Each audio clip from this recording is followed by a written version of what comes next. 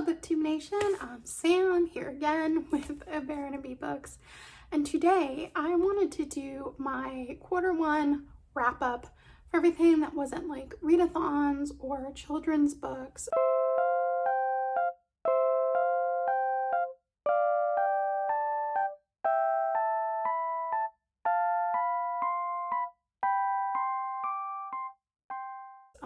I will do a children's book wrap up, but there's a lot of holiday books in the ones that I've logged on Goodreads, so I will probably do that more towards the summer, maybe do like a Christmas in July kind of plus bonus books. Yeah, so I read actually one in particular really good children's book recently, and I definitely want to share those with you. Usually the ones that I log on Goodreads are like a brand new book or one my daughter really loves. I don't obviously log all of the children's books that I read.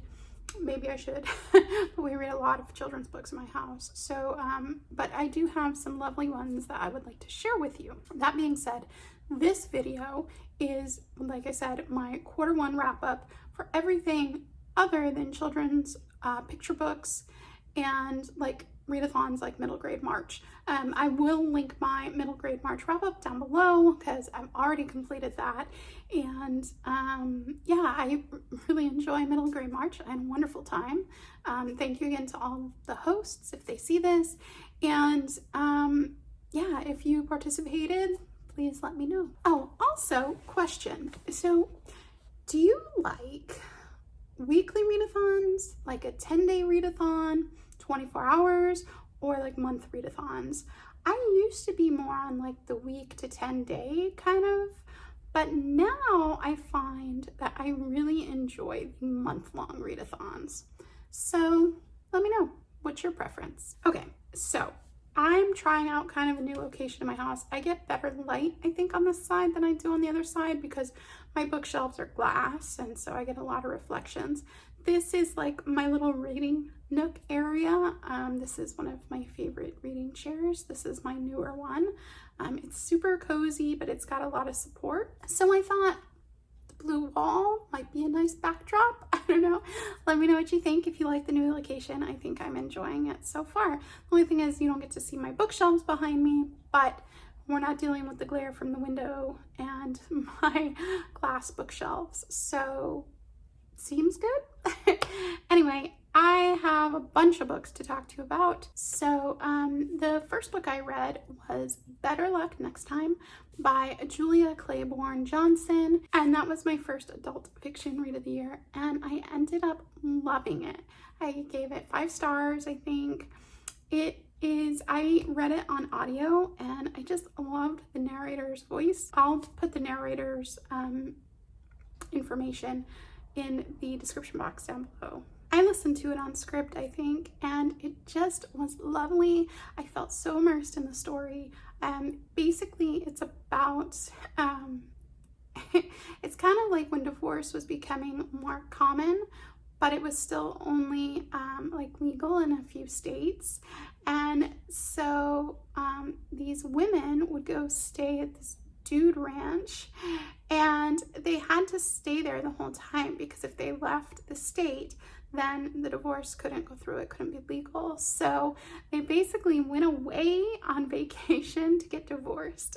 And I guess this was like a big thing back then, and it's not something that I was super familiar with. I feel like I had heard it before, but yeah, it was just really intriguing. There are some louder than life characters in it, and it's basically just about these ladies that go there, stay there to get divorced, and there is romance in it. I enjoyed it. I thought it was quite lovely. There are some, like, it's not told like in a direct timeline, because it's basically like the person telling it is one of the guys that worked there, and it's like in flashback. So, and I believe that someone is like interviewing him during the whole book, and that's mostly how you get the whole story.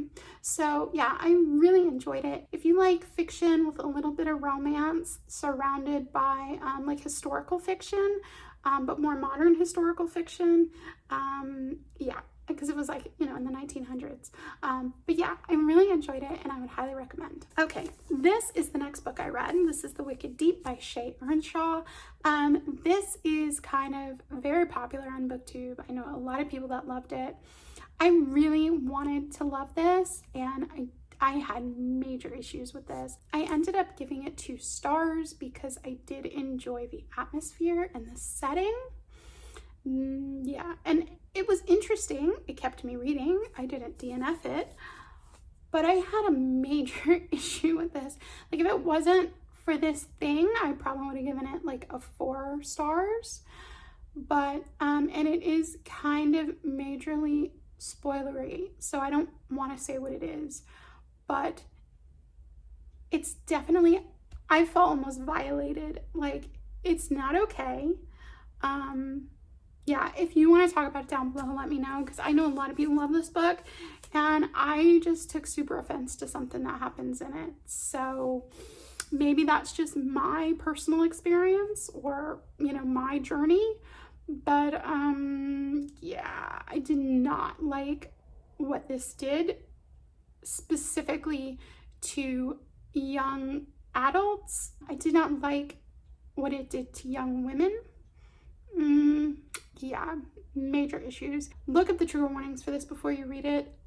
It's not a violent book, but I feel like there's a major consent issue in here, like major glaring neon sign issue. So that's that. The next book I read, I loved. This is News of the Worlds by Paulette Jiles. And this, of course, was recently made into a movie with Tom Hanks. And this was our first pick for my new In Life book club. I haven't been in one of those in so many years. I'm so excited. It's going really well so far. The first book was a 5-star, and then I'll go over some other ones with you. But yeah, I really, really loved this. This has there's a lot of racism, and it talks a lot about like First Nations, Native Americans, and it's about this older man who news to the world. What he basically does is he can read, and quite eloquently. So he gets newspapers from all over and brings them to towns where people can't really read by themselves yet, and or that aren't necessarily, like, the towns don't have a lot of people that are literate there. So he goes and reads them the news, and that's how he makes a living right now. And he travels all over, and it's very dangerous. And this is set during like the Reconstruction era, and I really enjoyed reading that part of it because I never really, you always like read books about set during the wars and how that affects people, but this is set after, and I found it so fascinating. So if you have books that are set like after wars and how the effects like filter down and affect regular people, please let me know. This is the second book I've read that was set after the war, and I loved both of them. So yeah, but basically, so this older man who reads the news, he ends up taking on this girl who was kidnapped by one of the Native American First Nations, and she ends up getting given back to like one of the bounty hunters, and they're kind of forced to give up their captives.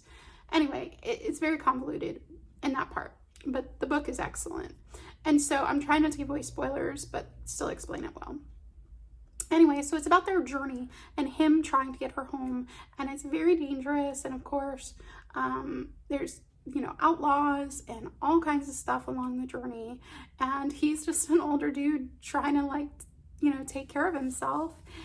And yeah, it is so good. The bonds that they form on this journey, on this trip, because, you know, her family was murdered. She was taken away from one civilization, given to another, then taken there, then given back. and she's only a little girl, and if you can imagine everything she's been through, I can't fathom what that means. I studied a lot about Native American First Nations in college. I actually wrote my final thesis paper on the Trail of Tears, so I always find things involving the different First Nations very interesting. Yeah, I really liked this. If you enjoy books that are journey books, which I do, if you enjoy historical fiction, if you enjoy books that are more about the characters' relationship with each other than necessarily the plot, I think you would really like this. It's a fabulous book and I highly recommend it. So next I wanted to read something a little lighter, and I picked up Grace and Fury by Tracy Banghart. So I haven't been reading a lot of YA lately. Maybe this year I have. Anyway, I go through kind of phases, but I was just in the mood for some YA fantasy. I actually prefer YA fantasy to adult fantasy because I kind of know like what my PG meter is. And I like a quicker read when I'm reading fantasy. I don't like to get too bogged down. This was phenomenal. I really should have read the second one already. I don't know why I haven't, but I need to get to it. This is basically about two sisters, and it's almost like The Bachelor meets the Bachelorette meets the Hunger Games, or The Bachelor meets the Hunger Games. Anyway, you get my point. Yeah, so the two sisters are going, and the prince is supposed to select some of them to live with him and be like part of his harem, and it's all really messed up, and I don't want to give away any spoilers, but it gets crazy from there. There is political intrigue. There is like an island setting on this that's really dark and gritty, so if that's your deal, check this out. Yeah, it's only a duology, but I would say if you enjoy YA fantasy and you enjoy any of those like dystopian vibes I mentioned, you should absolutely give this a try. I really, really loved this. Okay, then Valentine's Day was coming up, and I was feeling super cheesy this year. Like, I don't know, I was just really in the spirit. I even decorated my whole house in like Valentine's Day themed, and I've never really done that. I normally will put out like a little something, like candies and a couple of candles or whatever, but I did like my bookshelves and my dry sinks, and like I went all out. Yeah, so I was in a mood to celebrate Valentine's Day this year. So what did I do? I read the Selection Trilogy. That's right. I'm in my 30s. And I had previously read 1 and 2, but I had never read the third one. So I just reread the whole thing. I haven't read, like I have like bonus stories, and I haven't read all those, but I read all the first 3. Now I know there's like 2 more books, but I've heard, just read this. I've heard the other 2 aren't as good, and I had so much fun doing this. It was such a great way to spend like my Valentine's Day week lead up, whatever it was. Yeah, super fun.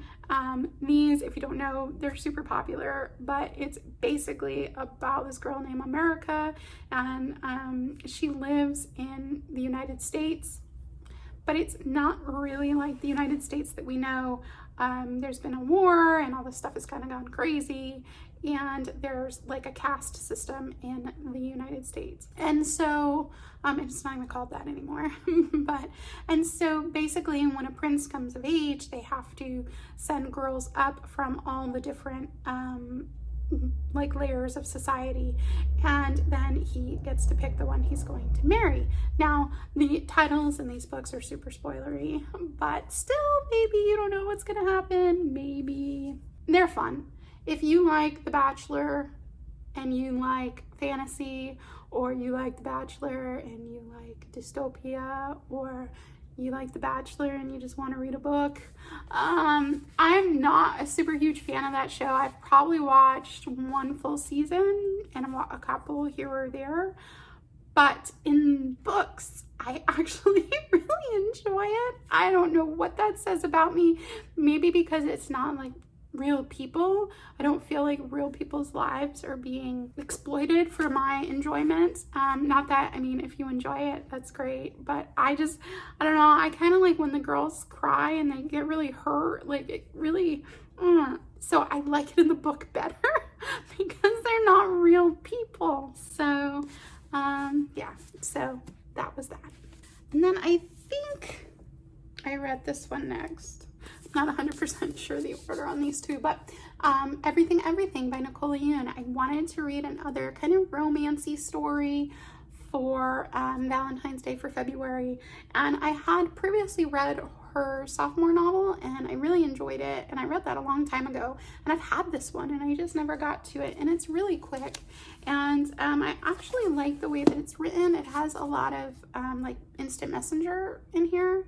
And this is basically about a girl who is allergic to, or like everything makes her sick and she can't leave the house, and she meets this boy by like watching him through the window because he moves in like next door, across the street or something. He's real close by. And they eventually form this friendship and turns into something more. And it's just about how her life evolves from there. But I think if you enjoy YA contemporary and you haven't given this one a chance yet, I would definitely do so. And next we read for book club. This is Tess Gerritsen, The Bone Garden. This is not for me. I can see why people might like this. This is basically about the resurrectionists, people that would go and get bodies and bring them to like sell them so medical students could, you know, research and all that. Yeah, I understand that it's important to learn and to advance medical knowledge, but yeah, this book just was not for me. I didn't like the writing style.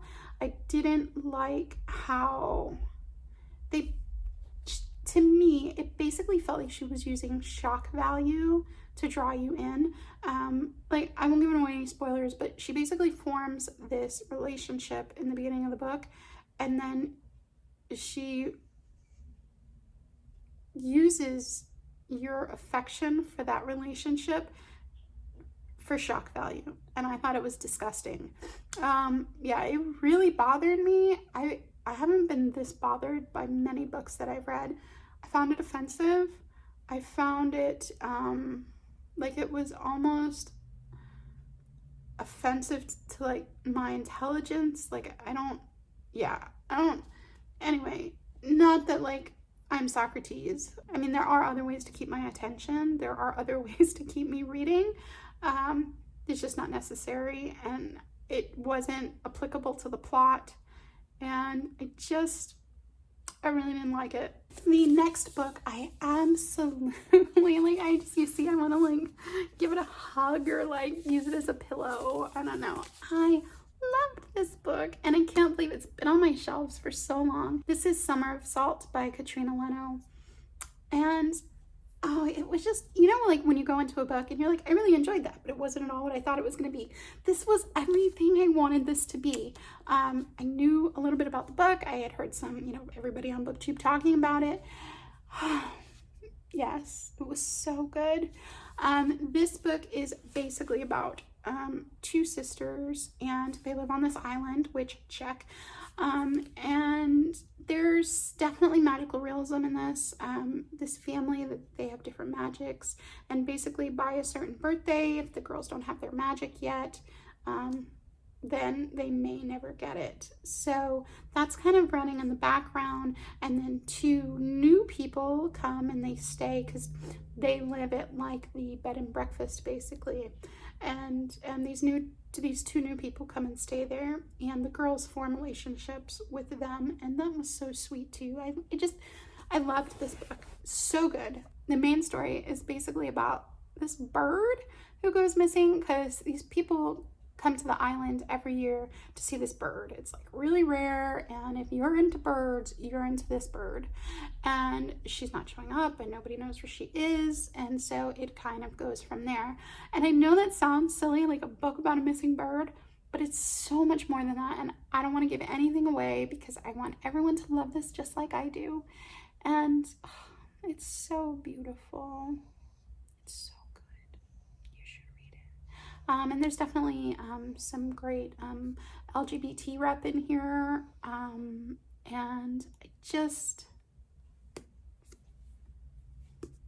you should read it. It's so good. Okay, and then also for book club, we read The Invisible Life of Addie Larue by V.E. Schwab. So I know, haterade, but I did like this. I gave it 4 stars, but I wanted to love it. Like, I heard so many people talk about how amazing this book was, and it was 5 stars, and blah, blah, blah, and it's the best book V.E. Schwab's ever written. I've been meaning to read her, and this is the first one I've picked up, and I liked it. I really enjoyed it. I still remember the character.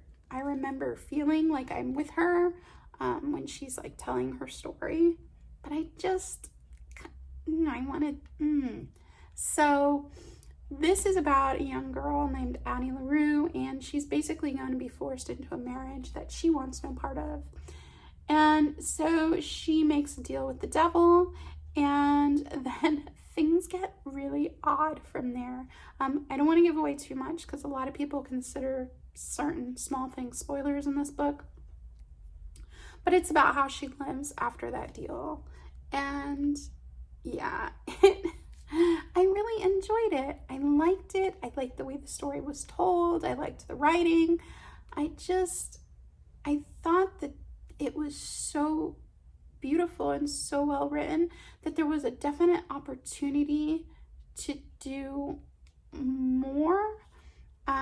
My favorite parts in this, oddly enough, were when she really struggles and when she has her lows, and I found those really beautiful. And I thought that the ending could have been so much more powerful. It is a good book, and I think if you like V.E. Schwab, or if you enjoy historical fiction with like a fantastical twist, you should give it a try.